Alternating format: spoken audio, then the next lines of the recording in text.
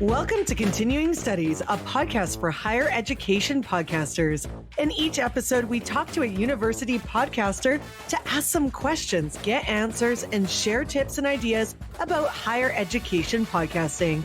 Hi, I'm Jennifer Lee. I'm a radio broadcaster and a podcaster. And I'm Neil McPhedran. I've come to podcasting after 25 years in the digital agency world. Together, we've hosted, executive produced, and launched 7, and counting, higher education podcasts. Please remember to follow Continuing Studies in your listening app of choice and drop us a rating and or review. We'd love to hear your feedback. While you're at it, also join the University Podcaster Network on LinkedIn. So I'm really excited to interview these next two people, and I've been working with them for almost 2 years. So we have Dr. Gelareh Farhadian and Dave Keighron, and they are part of University Canada West, and they've been doing this podcast Innovation Fuel before I met them.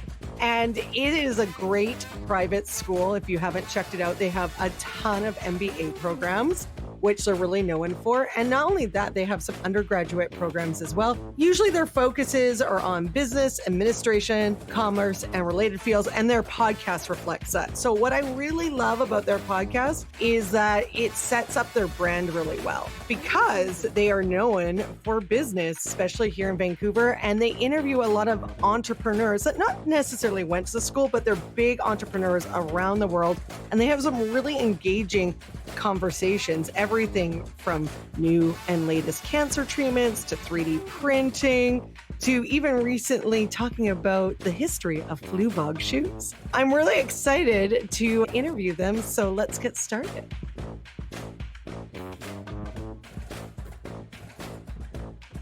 I have been working with you guys for a while now. I just realized it's been like over a year. So I know you guys, but the lovely people don't know you. Can you tell us about who you are, your involvement with University Canada West? Yeah, we'll start there because this is a lot of questions. I'm Gelareh Farhadian, Department Chair of Marketing Strategy and Entrepreneurship at University Canada West. I am with UCW from April 2019, and that's all. I think that's, if you want to know about why we started having a podcast, I will give it to Dave because it was his idea.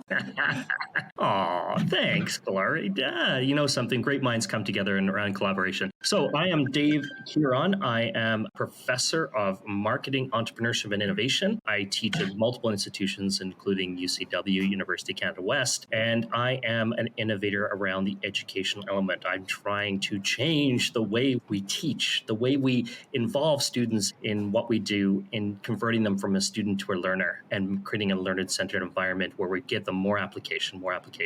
So I guess that is me. And I know you guys alluded to it a little bit, but why did you start the podcast? Because I think you have like a futuristic concept, which I think a lot of people are going to start doing. And I could use it in a lot of the clients that I do that aren't in the educational space. When Gelareh and I set out on this journey to the Innovation Fuel podcast, we both struggled with the idea of how do we get more students with more problems in the classroom that are actually applicable to them and their future. The challenge that we see out there is a lot of business cases that are written on big organizations, and they don't really represent what the students are going to do after graduation.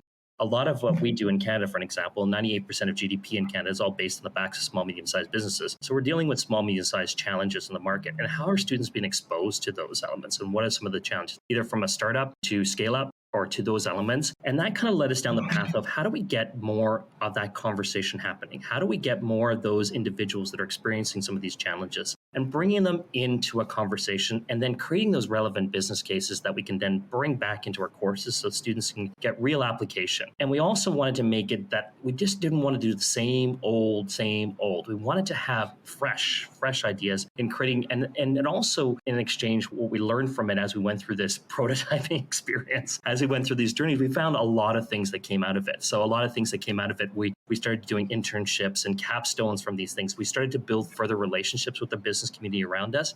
Not only were we helping solve those problems with our students in the classroom through their courses, but we then brought that further in giving more students more experiences and more elements from that. Yeah, and also from my perspective as an immigrant, for me, it's very important to help immigrant student, international students, to have a network. When you come to a new country, not only you have to learn a lot, but also you need to have a network. And also you need to know that how the system is working. What is the ecosystem here? If I want to start my business, where I have to go? Who should I talk to? How should I establish my business? What is the tax here? So those are the questions that sometimes you cannot find in the classrooms. But when you listen to the business owners, you will understand and you can connect the dots and see how the system is working.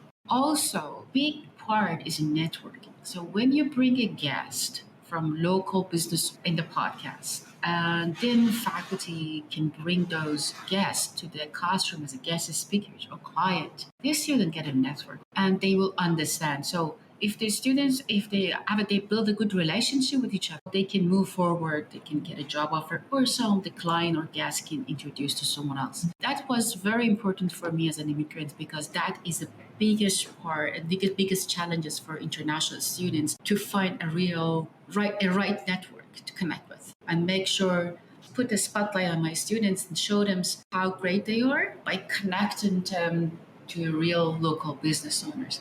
When they have to understand the real business here, it's maybe different from their home country and how they can solve it and how they can show competency and talents to clients, local clients. That is both really interesting points. You'd mentioned there was a prototyping process to your podcast. Could you just sort of pull that apart a little bit for us? I think a lot of us kind of like, hey, we're going to launch a podcast and we just sort of jump in and we go, this is what it's going to be and this is who it's for and it's off we go. I'm really intrigued by your approach and how you said there was a whole prototyping process. Well, yeah, both Gelareh and I believe in a sort of a design thinking process element. So how do we get from, okay, we have an idea, we're conceptualizing the idea, how do we ideate that all into something that we actually could deliver to the market? So when we first started, we were really rough with this. We just threw it out there. We didn't know what to expect, how it would be taken, like whether the students would uptake it or what had changed and adapted and changed and adapted. We went from, at the very beginning, we actually prepared questions and we did this whole thing of preparing. Then we quickly realized, well, that's kind of boring because it's not really conversation. It's not live conversation. So then we adapted into these things of we never did pre-interviews before. Then we did pre-interviews just because we found guests coming in when they were cold, uncomfortable. They felt a little bit nervous about it. So we wanted to make them more comfortable so we could have that natural conversation happening.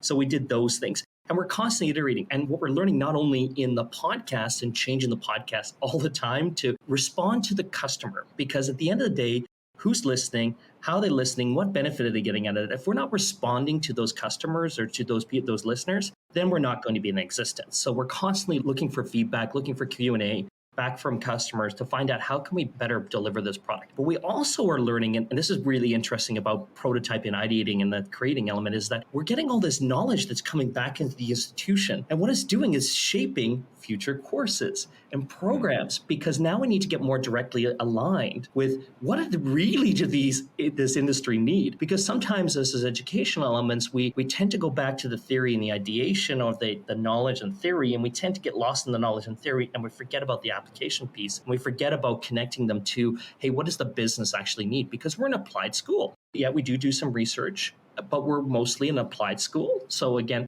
and how do we get more of those students out and connecting with that market? Just said something really cool, Dave, because this is what I talk to people about all the time is the fact that, things are constantly changing, learning's changing. Like one of the podcast stats I read is that 90% of people listen to podcasts to learn something. So why are institutions not all adapting this? Because at the end of the day, books are great and people like to read and there's a time for books. But if there's another way that people can learn while they're on the bus or they're doing an activity, why not have your courses? I think you guys you're heading down such a great path that we're going to see more institutions and maybe even younger years like high school and stuff start to adapt to, because not everybody is a reader too. Not everybody learns the same way. There's so many different ways to learn. Well, absolutely. And also we can see students and even the faculty, they learn a lot.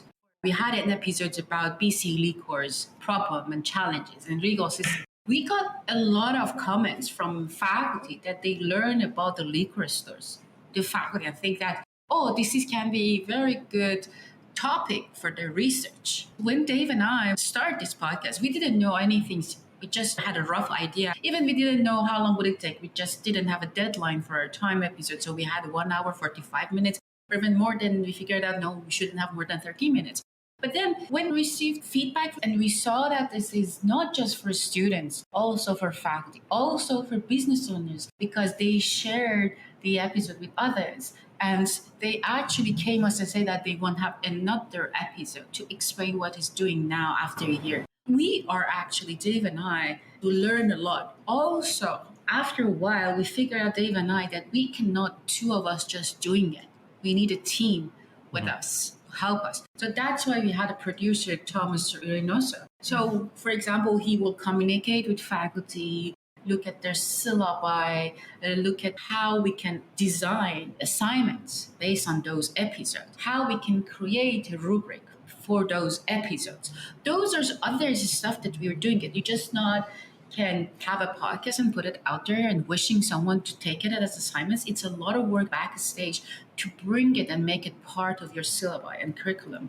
And that's why Dave and I always need to make sure that we are covering the main topics of different disciplines in business. It can be finance, it can be operations, it can be anything. It's not just about startups or entrepreneurs. So that's why we had to bring different guests, different type of guests, like director of finance, director of operation. It shouldn't be just business owners. We learn from the feedback we got, so we try to change our podcasts and respond to those needs as well. I want to just quickly pick up on, Jennifer, what you said last. And I think that we as institutions or anybody out there, we need to adapt to use the technology to meet the need of the customer. Like, how do we create the user experience? Like, education can be so much greater if we understand the user, and the user has different needs. And how can we leverage podcasts and these things to create that educational experience, and also move away from that element of that relationship of that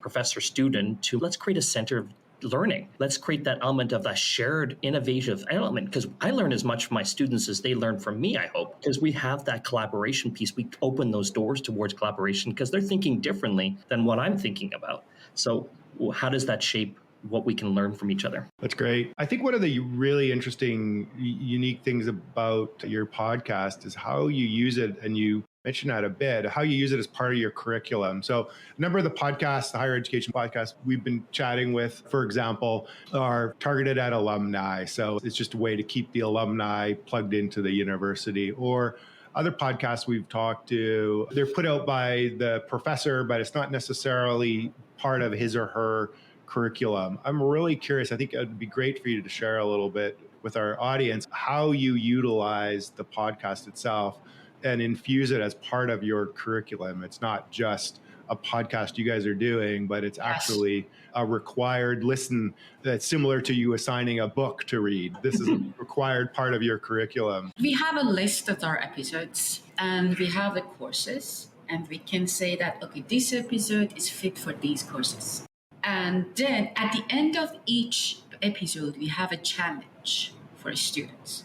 So the instructor can see that, okay, I can pick these episodes and this is the challenge.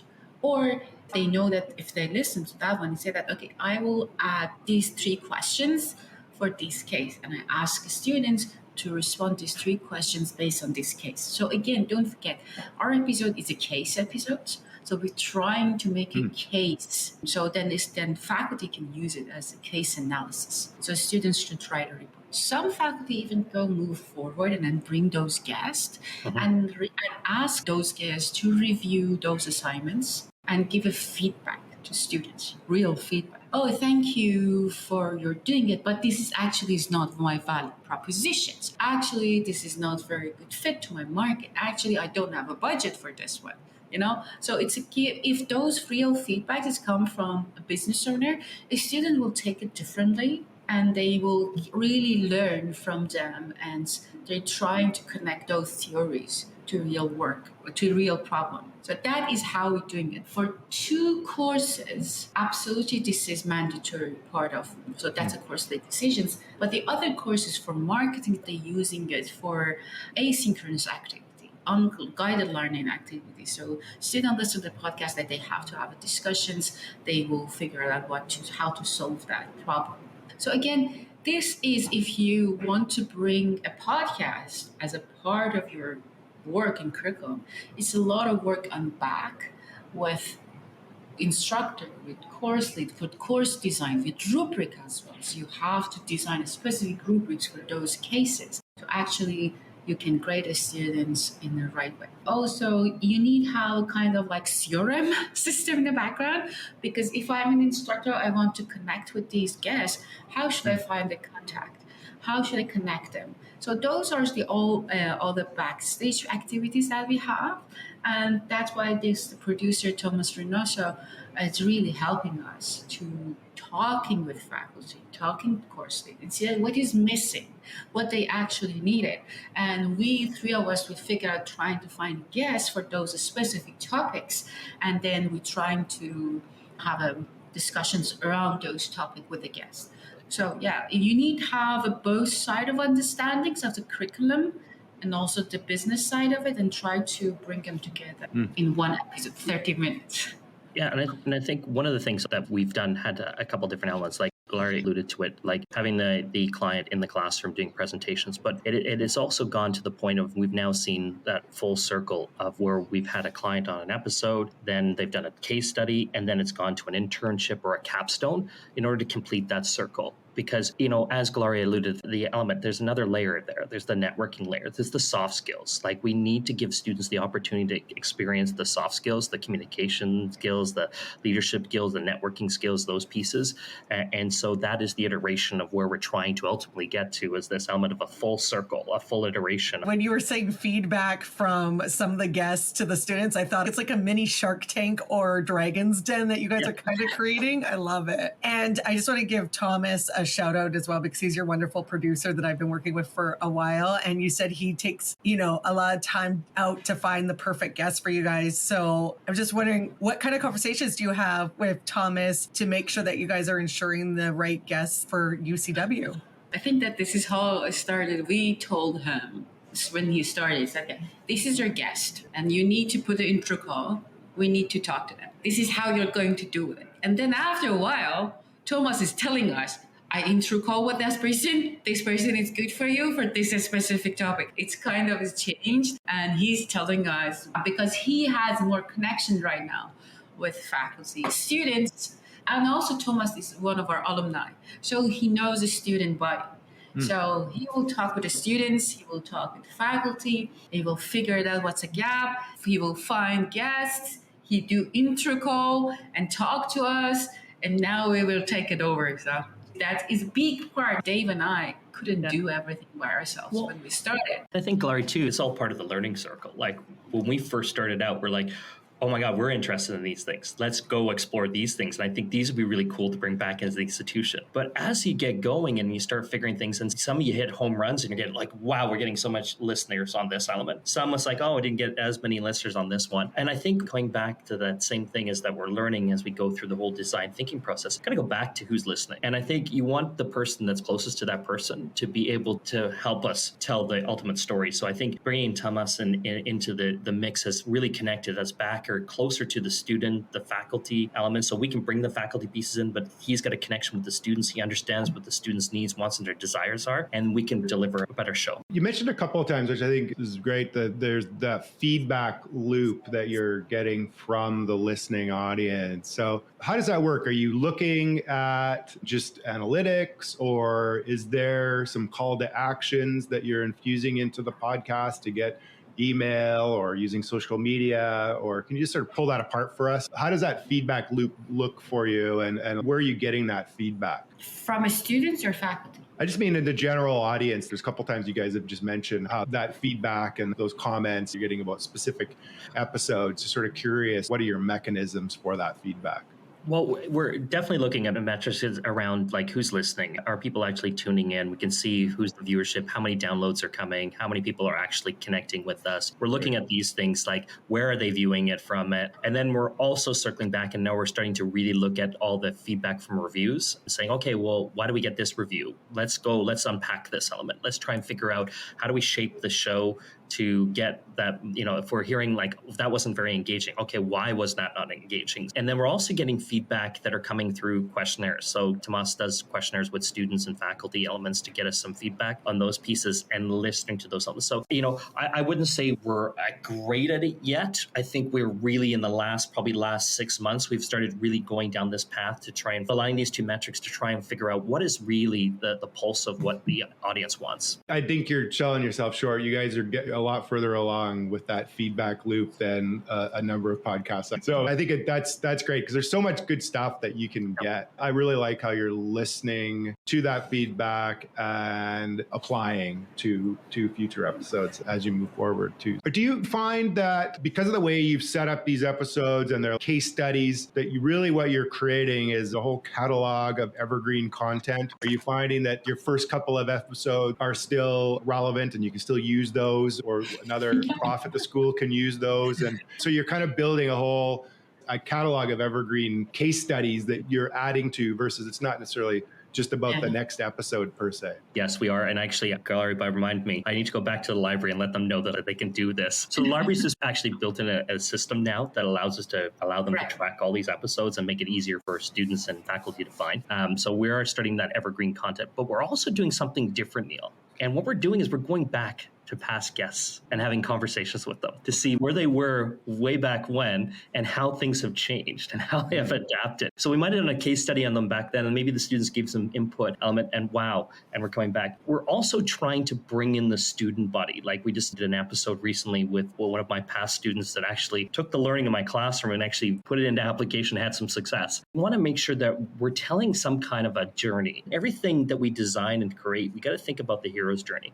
What's the ultimate goal that we're trying to do here? Yeah, we might be trying to create case studies, but we're also trying to tell some type of a story along the way. And the story is not only is it the experiences of getting that networking and experience, but it's also how are students actually gaining from this. And we want to see the success of this. We want to see the success of this in the story, further down the road. So we want to make sure we're bringing all those parties back into it. So yes, we are using evergreen content in the long way around, but yeah. That's great. Do you have any sort of final parting tips or advice to fellow higher education podcasters you want to impart? Well, I'll impart this to everybody. Stop thinking and start doing, because guess what? You can think and you can analyze and you'll never get to the ultimate solution. The only way you're going to get to the ultimate solution is to get out and start doing and listening to what you're doing.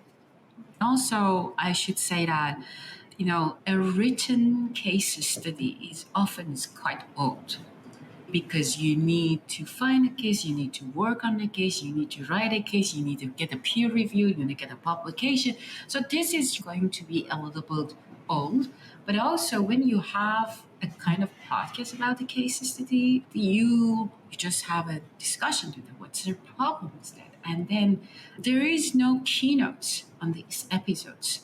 This is the good things about it. As we know in business, there's not a specific solution for a specific problem. We can now look at the different solutions to solve a problem. And those type of cases actually help you solve it in different ways. And I think that it's a better way for doing a case analysis for students and faculty. That's wonderful. That's good. That's good pieces of advice. Dave, your advice harkens me back to the movie Blow from years ago with Johnny Depp. And he's got a famous line in there: life passes most people by while they're making grand plans for it. Especially with the podcasting thing, I think that we can, like back to the prototyping conversation we were having, you just can plan and want to get your artwork proper and want to get your guests and your theme music proper and all the kind of things you want to do. And really, it's just about getting going and getting your feet out from underneath you and finding your voice and finding what you want to do. And you guys have obviously really sort of iterated and found your spot. Well, I think Reid Hoffman puts it best, build your airplane as you're falling off the cliff, just put it together, as it's going, because you won't know until, you start doing. Probably a better person to live by than Johnny Depp Blow character. That's great advice. And I think the biggest thing people don't realize is once you start your podcast, this is a long-term thing. You can always add more people or add more help as you go. Like I jumped on, Thomas jumped on around the same time as me. You guys were driving your bus and we kind of jumped in it. And you can always add more people to your bus. We haven't driven it off a cliff yet. No, let's not. Thank you so much, you guys. You guys are just so innovative, and it's a pleasure to work with you guys all the time. So thank you. Thank you. Thank you. You truly are. I mean, I think that as Jen mentioned, and we talked about last time, we're starting to work with more and more what we call higher education podcasts, but we haven't come across one yet that uses the content as the curriculum and has such, and it's sort of embedded so much into the business community and the student community. So I'm really excited to see your journey. And I'm sure that there's going to be some folks listening to this episode that are going to have some good takeaways and some applications. Yeah, and let those folks know if they want to collaborate. We are here to support. It takes a community to build these things. What another great conversation. I always just feel like I'm learning so much from every institution that we interview. And everyone, I know we've said this a few times, but everyone is using their podcast in such a unique way that benefit them. And I love it. Like for University Canada West, I think it's so brilliant that they started their podcast off as a solution for some of the ways that they are conducting their teachings in the school and like being able to have that feedback from students and for students to be able to multitask and listen to the podcast. And they would feature these great entrepreneurs, which they still do, and build the case studies around it. There's also another piece too that we talked a little bit about but didn't touch too much upon is the fact that Dave will usually throw out a challenge at the very end. And yes, he throws it out to the students and he asks the guests, what kind of challenge would you give them? And usually to do with entrepreneurship or whatever they talked about. And they really want the students to think about it so they can discuss it in class. But also it pertains to you and me as well, because even though throwing the challenge out to the students, it gets us thinking about some of the topics. And I love it because a lot of times in podcasting, we're just listening, but I think this makes us more active listeners of like, oh, how do I solve that challenge in business, and makes us go on. So again, I think what they're doing is brilliant. And Neil, what was your takeaway from today's episode? They started out with this purpose for the podcast, and it was almost like an extension of the classroom and what they're teaching in the classroom. But along the way with the podcast, they had findings and learning that are now coming full circle into the classroom and affecting how they're teaching and how they're approaching things, and and specifically the networking side of things that they've discovered with this podcast. So they started out by wanting to feature these smaller businesses because a lot of the business schools, focus on sort of big business as their case studies. So they thought, hey, let's do smaller business case studies. But as a result, it's turned into incredible networking opportunities for the students. And a lot of students are actually coming out of these programs and finding jobs with some of these entrepreneurs and these opportunities, but it's also teaching the students those networking soft skills as well. So it wasn't the intention and the purpose originally for the podcast, but it's evolved and it's just growing, and it's like that Lego piece almost to the classroom, and they're just working hand in hand, and each one's kind of affecting the other. Like podcast is having an effect on what's being taught in the classroom